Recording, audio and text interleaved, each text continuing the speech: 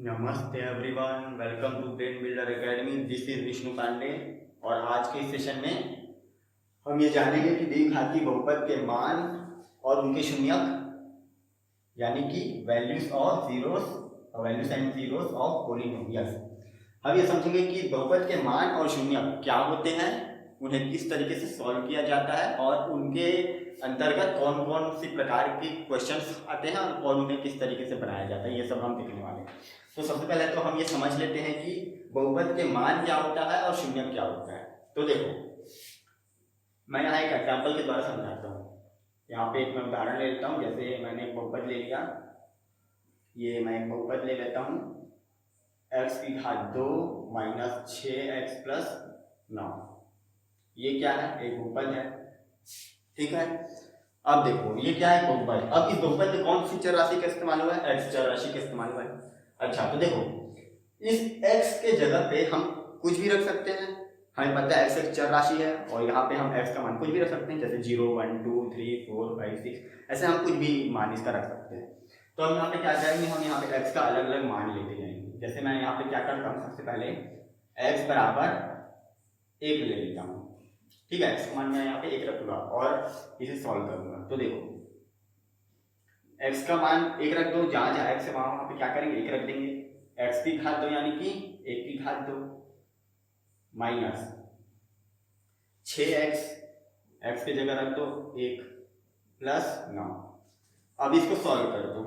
1 की घात 2 यानी 1 गुणा 1, 1 एकम 1 माइनस 6 का 6 प्लस कितना है 9। इनको सॉल्व करो। ये देखो 1 और 9 को जोड़ दो, कितना आया 10। 10 माइनस 6 यानी कि कितना आया 4। तो देखो P1 का मान कितना आया 4 आया।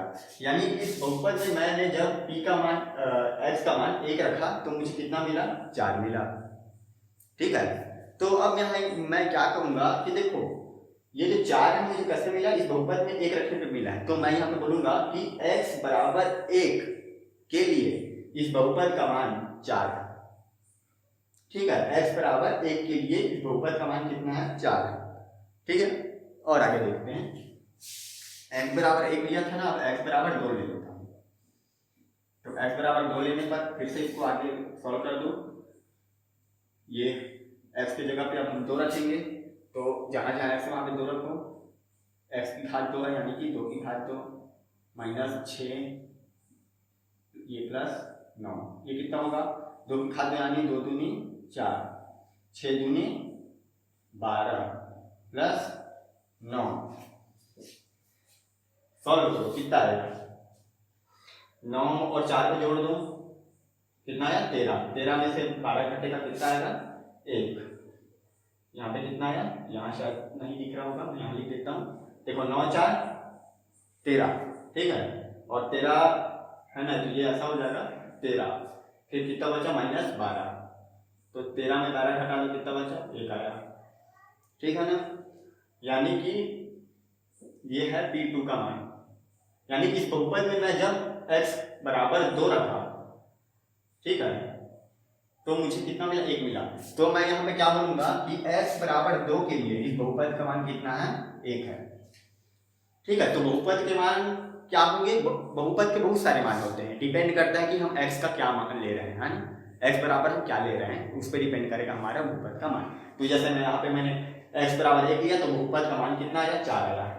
मैं जब x का मान 2 लूंगा तो यहाँ पे बहुपद का मान कितना आया, 1 आया, ठीक है। अब आगे ध्यान देखना, ठीक है। अब ध्यान से देखो आगे क्या होता है। जब मैं x बराबर अब 3 ले लेता हूँ और अब इसे सॉल्व करूंगा, तो देखो अब x बराबर 3 ले लिया, तो जहां जहां x है वहां पे मैं 3 रखूंगा। तो x की घात 2 यानी कि 3 की घात 2 माइनस 6 यहाँ पे 3 प्लस 9। इन्हें सॉल्व करो। देखो 3 की घात 2 यानी 3 दिया 9 माइनस ये कितना होगा, देखो 6 दिया 18 प्लस 9। अब देखो 9 और 9 जोड़ दो, कितना हो गया 18, और बाकी कितना बचा है, ये माइनस 18। अब देखो 18 में 18 घटा दो, कितना बचा 0। तो अब देखो अब क्या होगा, अब मैंने जब x बराबर 3 लिया तो मुझे क्या मिला, 0 मिल गया। ठीक है, तो देखो x बराबर 1 के लिए इस बहुपद का मान 4 है, x बराबर 2 के लिए इस बहुपद का मान 1 है, और x बराबर 3 के लिए इस बहुपद का मान 0 है। ठीक है, देखो x बराबर 3 के लिए इस बहुपद का मान 0 है। तो अब इस मान को मैं क्या कहूंगा, इस x के मान को मैं कहूंगा शून्य। शून्य क्यों बोलूंगा, क्योंकि ये x का वो मान है जिसको इस बहुपद में रखने पे इस बहुपद का मान 0 आ गया। ठीक है, तो देखो शून्य क्या होता है, किसी भी बहुपद में x का वो मान जिसके लिए उस बहुपद का मान क्या आ जाए, 0 आ जाए।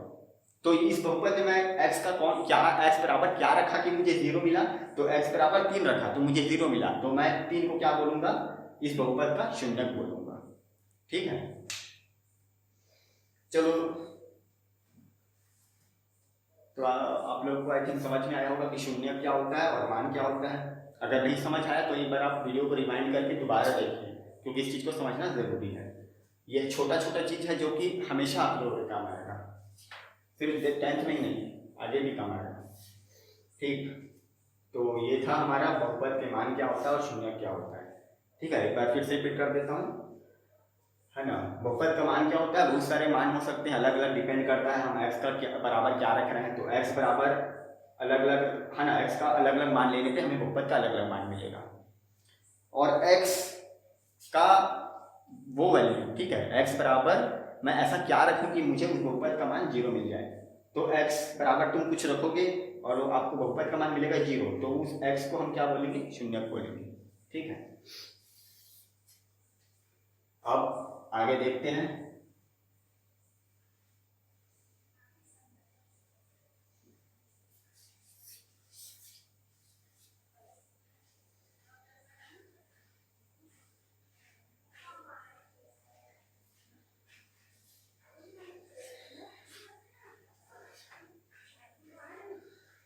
अब आगे देखते हैं। तो देखो अब मैं आप लोगों को एक चीज और सिखा देता हूं कि मान लो हमें यहाँ पे कोई द्विघात बहुपद दे दिया, ठीक, कुछ भी बहुपद दे दिया और मुझे बोलेगा कि उसका शून्यक निकालो। जैसे मान लो अभी मैंने लिया था ना उदाहरण, क्या लिया था, x की घात 2 माइनस 6x प्लस 9 लिया था। ठीक है, तो देखो यहाँ पे क्या हुआ था, इसी बहुपद में मुझे यहाँ पे पता चला कि x बराबर 3 रखने पे इसका मान 0 आएगा, यानी कि 3 इसका क्या है, शून्यक है। तो मैं कैसे पता चला, मैं x का अलग अलग मान रखते गया, एक बार x का मान 1 रखा, फिर 2 रखा, फिर 3 रखा, तो मुझे मिल गया। ठीक है, लेकिन मान लो अगर यहीं पे आपका मान लो ये कोई बहुपद है जिसका शून्यक आने वाला है मान लो 15, तो क्या करोगे, कैसे पता चलेगा, क्या एक x का मान अलग अलग रखोगे 15 तक, 1 2 3 4 5 6 7 ऐसे करके पूरा 15 तक रखोगे, तब आपको पता चलेगा कि उसका शून्य क्या है। जब लास्ट में पता चलेगा यहाँ पे 0 आ रहा है, तो क्या हम इतना लंबा सॉल्व करेंगे। तो कैसे सॉल्व करते हैं, आप देखो, हमें पूरा लंबा तक पूरा सारे वैल्यूज को रखने की जरूरत नहीं, हम डायरेक्ट निकाल देंगे। तो हमने पिछले सेशन में पढ़ा था कि द्विघातीय बहुपद का गुणनखंड कैसे निकाला जाता है, तो बस वहीं से हमें उसका शून्यक मिलता है। और याद रखना, जो द्विघात बहुपद होता है ना, उसके हमेशा दो वो होते हैं, क्या बोलते हैं, शून्यक, 2 शून्यक होते हैं। ठीक है, अभी हम देखते हैं, जैसे मैं इसी को सॉल्व करके दिखा देता हूँ। देखो इसी उदाहरण को ले लेता हूँ, क्या था, x की घात 2 माइनस 6x प्लस 9, ये है हमारा प्रश्न। तो अब देखो इसको मैं सॉल्व करता हूँ, आप लोगों को तो पता होगा कैसे सॉल्व किया जाता है, नहीं पता तो एक बार देख लेना, मैंने ऑलरेडी वीडियो बनाया हुआ है इस पे।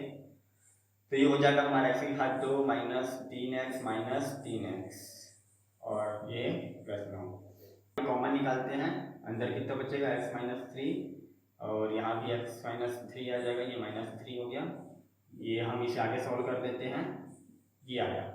ठीक, तो देखो ये मुझे 2 गुणनखंड यहाँ मिल गया, है ना, यहाँ पे दोनों के दोनों एक ही हैं, अलग अलग भी आता है, समान भी कभी कभी आ सकता है। ठीक है, अगर दोनों अलग अलग आते हैं, ये x माइनस 3 है और मान लो यहाँ पे x माइनस और कुछ रहता 4 रहता मान लो, तो मुझे यहाँ पे 2 शून्यक मिलते हैं इस बहुपद के, यहाँ पे एक ही आया है इसलिए एक ही शून्यक मिलेगा। ठीक, ज्यादातर 2 ही मिलता है। तो अब देखो ये हो गया हमारे यहाँ तक, जहाँ तक हमें पता है। अब देखो हमें क्या करना है, हमें शून्य ज्ञात करना है, यानी हमें इस बहुपद के बराबर में 0 चाहिए। तो बराबर में 0 लिख देता हूँ मैं यहाँ पे, ठीक है। अब देखो यहीं से मैं मान निकालूंगा, तो यहाँ पे x माइनस 3 बराबर कितना है, 0 है। मुझे 0 चाहिए ना, इसलिए यहाँ पे 0 लिखा हूँ। अब ध्यान दो, अब मुझे x का मान निकालना है ना, तो x के अलावा जो भी उसको पक्षांतर कर दूंगा, तो 3 को पक्षांतर कर दो, तो ये -3 है, तो पक्षांतर क्या हो जाएगा, +3 हो जाएगा। तो ये आ गया x बराबर 3, यानी कि इस बहुपद में मैं x बराबर 3 रखूंगा तो मुझे 0 मिल जाएगा। तो ध्यान दो, अब हमने अभी सॉल्व किया था पिछली बार, वहां पे देखो इसका शून्य कितना आया था, 3 आया था ना। देखो यहाँ से इस तरीके से निकालते हैं, ठीक है। तो ऐसे हम शून्य निकालते हैं किसी भी बहुपद का, इस तरीके से उसका गुणनखंड निकाल के बस उसको वहां से x का मान निकाल के पक्षांतर करते हैं, ठीक। बस ऐसे ही सॉल्व करते हैं। तो ये तो मैंने अपनी तरफ से बता दिया, ये चीज हमें पता होना चाहिए किस तरीके से शून्य निकाला जाता है, ठीक है। अब हम आगे सॉल्व करते हैं। आप लोगों के जो बुक है, आपकी जो किताब है स्कूल की बुक, उसमें जो प्रश्न दिए हुए हैं किस तरीके के प्रश्न आए हैं और उन्हें किस तरीके से सॉल्व किया जाता है, अब हम वो सीखते हैं। यानी कि यहाँ पे अपने आप लोगों को प्रश्नावली 4 एक्सरसाइज 4 यहाँ पे सॉल्व करके दिखाने वाला हूँ। तो अब आगे बढ़ते हैं। तो अब हम यहाँ पे क्या करने वाले हैं, हम यहाँ पे अपना प्रश्नावली 4 स्टार्ट करने वाले हैं, एक्सरसाइज 4। तो देखते हैं किस किस तरीके के प्रश्न आते हैं। मेरे पास यहाँ पर किताब है आप लोगों की। तो देखो जैसे मैं सबसे पहले प्रश्न नंबर 1 ले लेता हूँ। तो ये है हमारा प्रश्न नंबर 1। क्या कह रहा है, नीचे ax की घात 2 minus bx plus c, minus bx क्या प्लस bx है। तो है ना, ax square plus bx plus c के रूप में कुछ द्विघातीय बहुपदों के कुछ शून्य दिए गए हैं और तब उन बहुपदों के गुणनखंड लिखिए। देखो अभी हम इससे पहले क्या सीखे, हम अभी देखें कि हम यहाँ पे गुणनखंड से शून्य कैसे निकालेंगे। तो जैसे यहाँ पे अभी हमने देखा था x माइनस 3 गुणनखंड निकला था, तो हमने इसका शून्य कैसे निकाला था, बराबर में 0 रख के फिर इसको पक्षांतर कर दिए थे, तो x का मान मुझे मिल गया था। तो हमने गुणनखंड से, इस गुणनखंड से हमने क्या निकाला था, शून्य निकाला था, ठीक है। तो अब हमें क्या करना है, यहाँ पे अब हमें शून्य दिया रहेगा और हमें गुणनखंड निकालना है, यानी कि हमें x का मान दिया रहेगा और हमें उस x के मान से वापस क्या करना है, गुणनखंड निकालना है। तो अब ध्यान दो कैसे निकालेंगे। तो सबसे पहले मैं यहाँ पे पहला ले लेता हूँ। जैसे यहाँ पे पहला शून्य मुझे दिया हुआ है, ये जैसे 3 और 4 दिया हुआ है। अब मुझे क्या करना है, ये दोनों शून्य है, यानी ये दोनों के दोनों क्या है, x के मान है, ठीक है।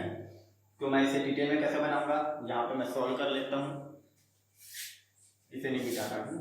ये सॉल्यूशन मुझे क्या दिया है, सबसे पहले दिया है लिखते हैं ना। तो मुझे दिया गया है शून्य, शून्य यानी कि क्या है, x का मान है ना। तो x बराबर यहाँ पे 3 दिया है और मेरे को x बराबर कितना दिया है, 4 दिया है। और अब हमें क्या करना है, हमें गुणनखंड निकालना है। तो अब कैसे निकालेंगे, तो देखो हमने गुणनखंड से शून्य कैसे निकाला था, इसको यहाँ से यहाँ पक्षांतर कर दिया था, तो मुझे ये मिला था। अब मुझे क्या करना है, बस रिवर्स करना है, शून्य से वापस गुणनखंड निकालना है। तो हम प्रोसेस उल्टा कर देंगे क्योंकि उल्टा चीज निकालना है। तो इसको यहाँ से पक्षांतर किया था, अब इसको यहाँ से वहां वापस ले जाओ, मिल गया। और क्या, तो देखो x बराबर 3 है, यही है ना। तो हमें क्या करना है, हमें इसे यहाँ से यहाँ पक्षांतर करना है। तो ये यहाँ +3 है, तो यहाँ आके इधर चला जाएगा, तो ये x माइनस 3 हो गया। तो ये मुझे मिल गया मेरा गुणनखंड। देखो कितना आसान है। वैसे x बराबर 3 के लिए ये आया, x बराबर 4 के लिए देखो क्या आएगा। तो ये x बराबर 4 है, 4 यहाँ पक्षांतर करो, तो ये +4 था, पक्षांतर के -4 हो जाएगा, बराबर क्या बचा, कुछ नहीं, 0। तो ये हमारा दूसरा गुणनखंड। तो हमारा आंसर आ गया x माइनस 3 और x माइनस 4, ये निकल गया हमारा गुणनखंड। देखो कितना आसान था, ठीक है। तो इस तरीके से सॉल्व करते हैं। देखो बहुत ही आसान है, सबसे आसान प्रश्न। वैसे एक और है, जैसे -2 और -3, यहीं पे एक और दिया है -2 और -3, ये दो शून्य दिए हैं। अब हमें इसका गुणनखंड निकालना है। तो देखो ये x का मान दिया है ना, ये x बराबर -2 दिया है और यहाँ पे x बराबर -3 दिया है। तो क्या करना है, इसको यहाँ से यहाँ पक्षांतर कर दो, तो ये -2 था, तो पक्षांतर होकर +2 हो जाएगा, तो ये मेरा निकल गया गुणनखंड x + 2।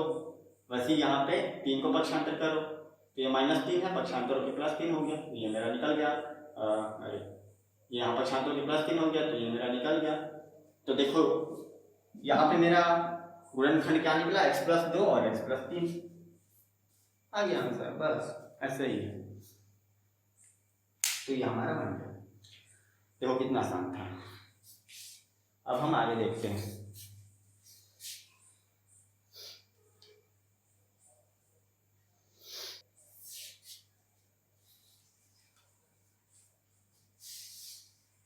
अब देखो इसी को ही हम एक और तरीके से निकाल सकते थे, यहाँ पर x - a के रूप में बनाकर, जैसे हमने शेषक में पढ़ा था, ठीक है। लेकिन ये मेथड ज़्यादा आसान है, तो आप इसको ही अप्लाई कर सकते हो। तो देखो आगे क्या कह रहा है, आगे हम लेते हैं प्रश्न नंबर 2। अब देखो ये हमारा प्रश्न नंबर 2। यहाँ पे क्या कह रहा है कि निम्नलिखित बहुपदों के शून्यकों का योगफल तथा गुणनफल ज्ञात करें। यानी हमें यहाँ पे कुछ बहुपद दिया रहेगा, है ना। जैसे यहाँ पे पहला बहुपद दिया हुआ है, क्या दिया है, x² + 10x + 24, ठीक है। तो ये हमारा बहुपद है 10x + 24। तो देखो अब क्या करना है, अब अभी हमें शून्य दिया था, लेकिन और हमने शून्य से एक गुणनखंड निकाला था। यहाँ पे क्या है, हमें बहुपद दे दिया है और हमें इसके शून्यकों का योगफल निकालना, गुणनफल निकालना है। यहाँ पे शून्य नहीं दिया है, जैसे पिछले बार हमें शून्य दे दिया था 3 और 4, तो हमें इसका योगफल निकालना था, यानी दोनों को जोड़ देते तो 3 और 4 7 होता, और गुणनफल निकालने के लिए दोनों को गुणा कर देते तो 3 चौके 12 हो जाता। लेकिन यहाँ पे हमें शून्य नहीं दिया है, तो क्या करेंगे, पहले हम इसका क्या शून्य निकालेंगे, फिर उसका उनको जोड़ेंगे और गुणा करेंगे। नहीं, इसका जरूरत नहीं पड़ेगा। यहाँ पे क्या है, हम डायरेक्ट इसका शून्य निकाले बिना ही हम उसका योगफल और गुणनफल पता कर सकते हैं। कैसे, तो देखो यहाँ पे हम एक सूत्र का इस्तेमाल करेंगे। सबसे पहले मैं आप लोग को बता देता हूँ हम कौन सा फॉर्मूला यूज करने वाले हैं। तो यहाँ पे मैं फॉर्मूले लिख देता हूँ सारे के सारे, ठीक है। क्या क्या फॉर्मूले होंगे, तो देखो पहला है क्या है, बहु शून्यकों का योगफल। तो शून्यकों का योगफल यानी कि एडिशन ऑफ जीरोस, ये क्या होगा, ये हो जाता है हमारा -b/a, ठीक है। बेसिकली ये होता है हमारा -x का गुणांक, मैं भी बताता हूँ, टेंशन में मत लेना, और ये हो जाएगा x² का गुणांक, ठीक। और देखो शून्यकों का हमने योगफल निकाला, और शून्यकों का गुणनफल, ये हो जाता है हमारा अचर गुणांक बटे में x² का गुणांक। अब ये क्या है, तो देखो शून्यकों का योगफल, देखो हमें पता है जो द्विघात बहुपद होते हैं इन्हें हम ax² + bx + c के रूप में लिखते हैं, है ना।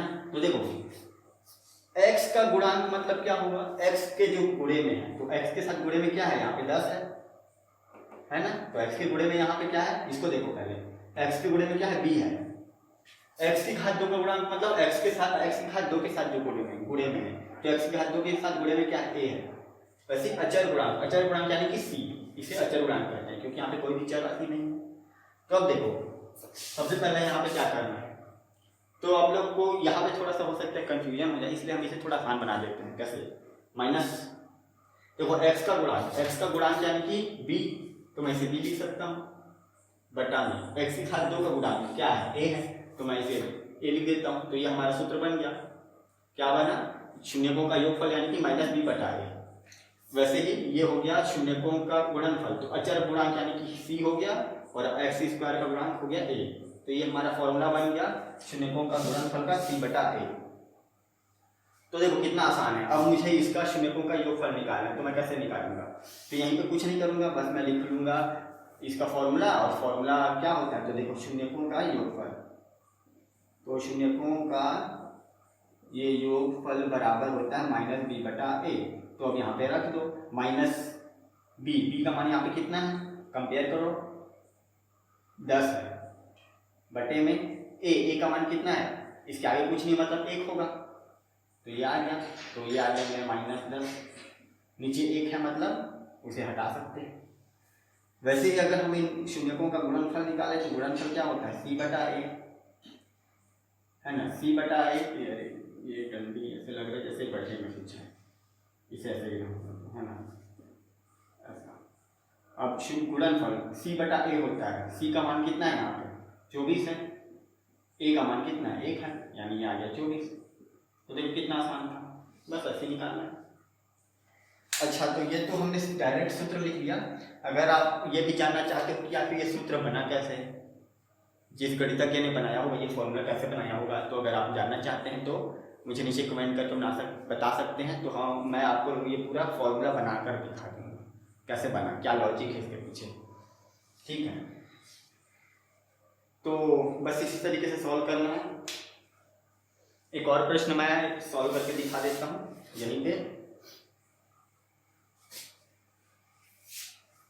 तो हम अब अपना दूसरा प्रश्न ले लेते हैं, जैसे यहाँ हमने पहला लिया था और मैं यहाँ पे एक और ले लेता हूँ। जैसे देखो चौथा ले लेता हूँ, थोड़ा अलग तरीके का दिखाई दे रहा है, अलग क्या बस माइनस तो लगा दिया है। देखो 5x की घात 2 प्लस 3x प्लस 4।